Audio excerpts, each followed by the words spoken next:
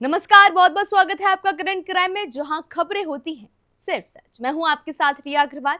अब हम बात करेंगे कुछ विदेशी खबरों के बारे में।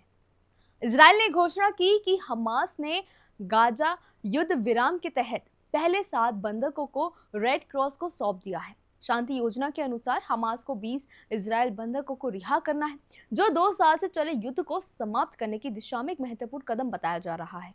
इस रिहाई से इजराइल में जश्न का माहौल है। वहीं अमेरिका के समर्थन से गाजा में सुरंगों को नष्ट करने की योजना शुरू कर दी गई है। इस बीच इजराइल राष्ट्रपति ट्रंप को सर्वोच्च नागरिक सम्मान Israel presidential medal of honour देगा, उनके बंधकों की रिहाई के प्रयासों की प्रशंसा में। यह घटनाक्रम क्षेत्र की शांति की उम्मीद जगा रहा है। अमेरिका के प्रेसिडेंट डोनाल्ड ट्रंप ने रूस को चेतावनी दी है कि यदि वह यूक्रेन के साथ जारी युद्ध को समाप्त नहीं करता तो अमेरिका लंबी दूरी की टोनाहॉक मिसाइल भेज सकता है। ट्रंप ने ये बात एयरफोर्स वन के पत्रकारों से बातचीत के दौरान कही। उन्होंने कहा, अगर युद्ध नहीं रुका तो मैं टोनाहॉक मिसाइल भेज सकता हूं। यह बेहद आक्रामक कदम होगा। यह बयान यूक्रेन के प्रेसिडेंट जेलेंस्की से बातचीत के बाद आया है, जिसमें ट्रंप ने मिसाइल भेजने की संभावना का जिक्र किया है। वहीं रूस ने इस टिप्पणी पर चिंता जताई है, जिससे क्षेत्रीय संबंधों में तनाव बढ़ने की आशंका है।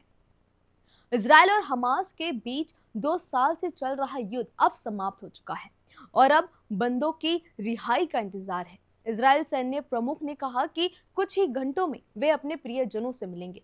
ट्रंप की सोमवार को क्षेत्रीय यात्रा की योजना है, जिसमें वह बंधकों से मिलकर नेसेट को संबोधित करेंगे। इस बीच इजराइल लगभग 2000 फालिस्तानी बंदियों को रिहा करेंगे और शवों की खोज जारी है, जो मलबे में दबे हो सकते हैं। ट्रंप ने आगे कहा कि उन्हें गर्व होगा कि वह गाजा में शांति प्रक्रिया में भाग लेंगे।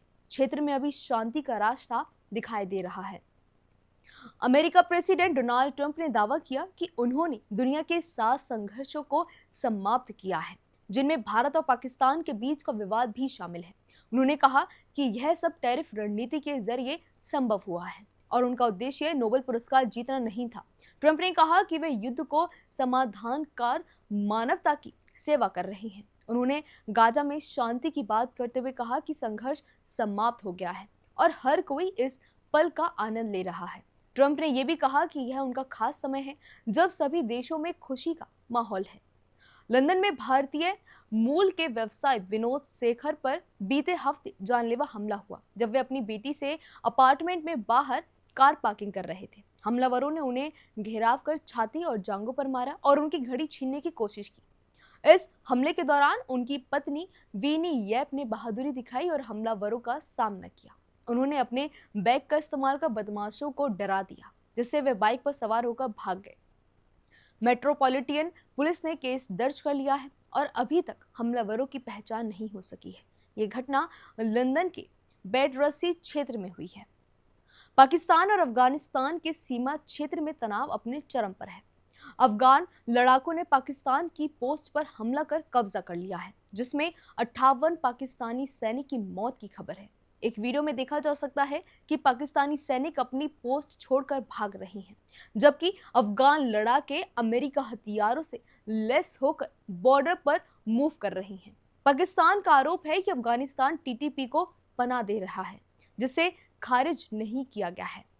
पिछले महीने में दोनों देशों के बीच तनाव बढ़ते जा रहे हैं और स्थिति काफी ज्यादा बिगड़ती नजर आती है।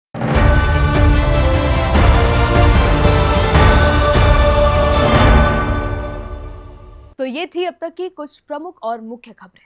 आप देख रहे थे करंट क्राइम, जहां मिलता है सिर्फ सच। मैं हूं आपके साथ रिया अग्रवाल। फिर मुलाकात होगी, तब तक के लिए धन्यवाद।